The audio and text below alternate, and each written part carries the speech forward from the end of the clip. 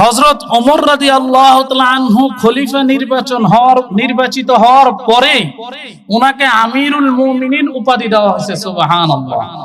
এই ওমর রাদিয়াল্লাহু তাআলা আনহুর আগে এই আমিরুল মুমিনিন এই উপাধিটা কারোরে দেওয়া হয় নাই। আমিরুল মুমিনিন এই উপাধিটা হযরত ওমরকেই দেওয়া হয়েছে।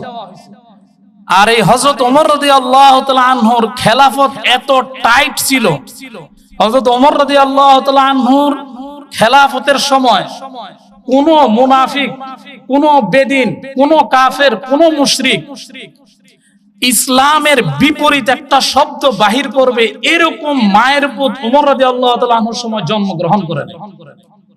ওমর রাদিয়াল্লাহু তাআলা আনহু এমন ছিল, হযরত রাসূল করিম সাল্লাল্লাহু আলাইহি ওয়াসাল্লাম সাহাবীদের কোয়ালিটি বর্ণনা করছেন, যে